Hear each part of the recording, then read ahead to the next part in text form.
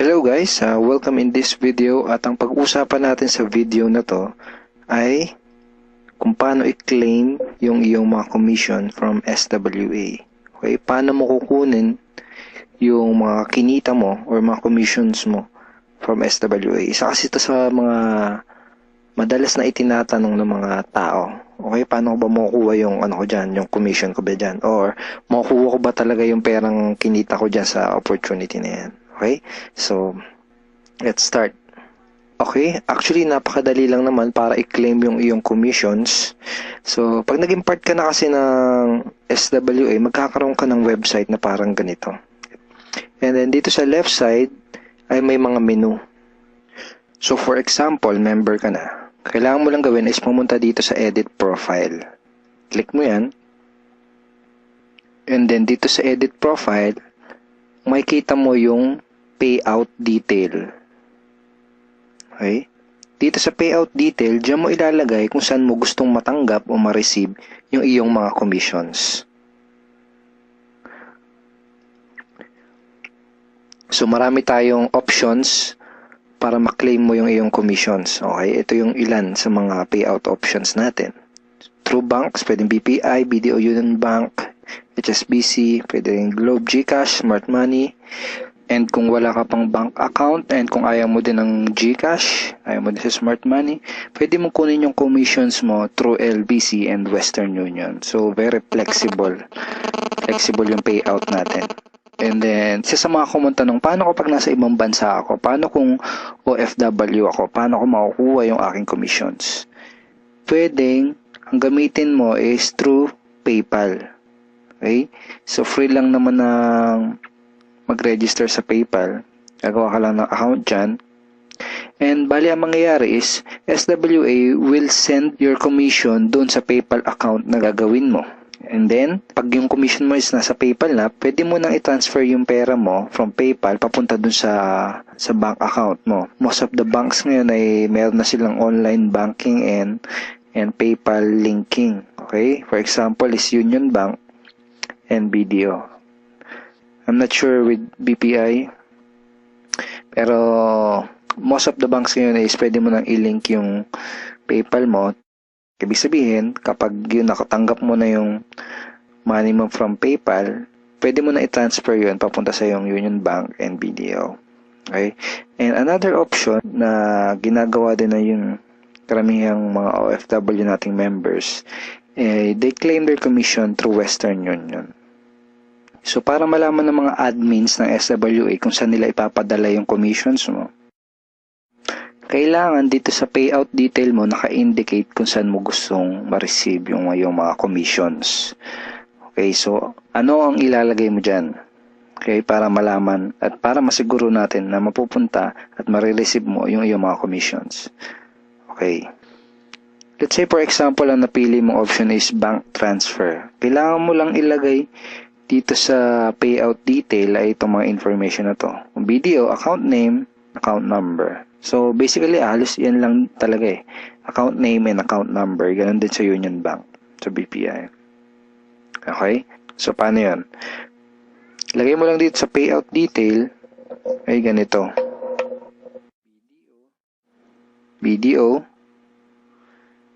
Then, yung account name, sabi natin, Juan de la Cruz. Tapos yung account number. So, I think 9 digit pag sa BDO. So, pag BPI naman, ganun din, lagay mo BPI, yung account name, and then yung account number, kung ano man yun. Okay? So, ganun lang siya. So, ganun din sa Union Bank. Let's say, ang napili mo namang payout option is GCash or Smart Money. Kailangan mo lang ilagay kung GCash is yung account number. Pag Smart Money, Smart Money card number. Very simple lang. Kung GCash, lagay mo GCash. Then yung number mo. Parang ganyan. So, kung Smart Money naman, lagay mo Smart Money. Tapos yung Smart Money card number mo. Kung ano mang number. I think, okay? Parang ganyan. Okay, pag sa PayPal naman, ang ilalagay mo lang dun sa dito sa payout detail ay yung email address na ginamit mo pang-register dun sa PayPal account mo. So, yun lang, email lang. Okay?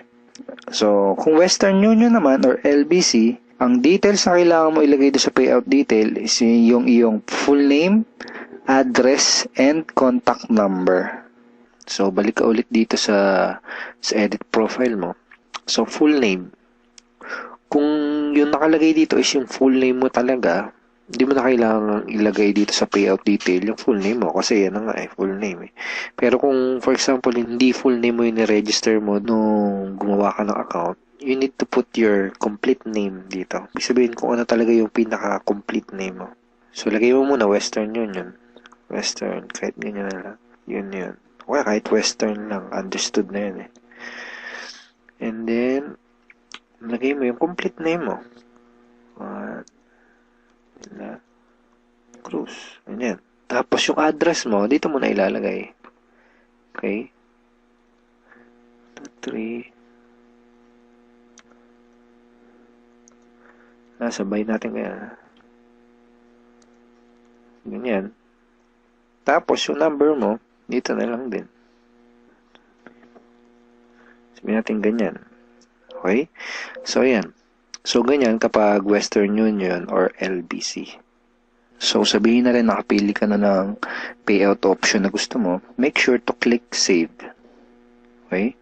So, ngayon, ipapakita ko sa iyo kung paano ka magre-request ng payout. Okay? So, dito ulit sa menu, punta ka lang dito sa e-wallet. Dito sa e-wallet, makikita mo kung magkano yung remaining balance mo. So, in this example, itong account na to is may remaining $250. So, in dollars yung makikita mo dyan. Then, pili ka lang dito sa transaction type. Ito. Piliin mo yung payout request. Okay? So, tapos, i-indicate mo dito sa desired amount, kung magkano yung gusto mong i-request for payout. Lagay mo dyan kung magkano yung gusto mong ipadala dun sa bank account mo or dun sa GCash mo. Okay? So, pwedeng $100 kung gusto mo $100 lang. So, pwedeng $20 kung gusto mo $20 lang. Okay? Pwedeng gusto mo lahat, pwede din. Hindi kailangan na may iwan dito. So, pwede maging 0 yung balance mo dyan. So, pag nakapag-decide ka na, just click submit. Then, makikita mo na okay na yun kapag lumabas na dito sa remarks. And that's it. Marireceive na ng admin yung request mo, then matatanggap mo na yung yung commissions mo. So kapag through PayPal yung payout na pinili mo, usually within 24 to 48 hours bago mo ma-receive yung payout. Kapag money transfer naman, kapag through bank, up to 5 working days bago mo matanggap. So in my personal experience, every time na magre-request ako, sa pangatlong araw, nare-receive ko na kaagad. Pero, yan up to 5 days na talaga, makukuha mo na at matatanggap mo na yung iyong commission. Pag GCash and Smart Money naman, medyo mas mabilis. Okay? So, thank you so much for watching this video. This is Edward Reformina. And kung hindi ka pa part ng Team Unstoppable Internet Entrepreneurs, at kung hindi ka pa part ng SWA, I'm personally inviting you to become part of this team and this online opportunity now. Kontakin mo kaagad yung taong nag-introduce sa'yo ng business na to. Because me personally and the rest of the team is very willing to help and guide you in this opportunity. We are very willing to help you get the result na gusto mong makuha. Okay? We will help you, we will guide you na ma-achieve mo yung mga goals na gusto mo. Just to show you our commitment in helping you, we have exclusive trainings na ginawa na hinanda para sa'yo para magawa mo yung business ng tama, para magkapagsimula ka ng maayos sa business na to, para hindi ka maiwan mag-isa. Okay? And part din ng commitment namin na tulungan ka sa negosyo na to is we provide you with the exclusive tools na mga gamit mo para magawa mo rin ang negosyo na to na mas madali at mas mabilis. Alright, so once again, kontakin mo kagad yung taong nag-introduce sa'yo ng ng opportunity na to, and make sure na he's part of Team Unstoppable Internet Entrepreneurs, because itong mga tools na pinakita ko sa iyo are exclusive to our team only. So again, thank you so much for watching this video, and God bless you, and bye-bye.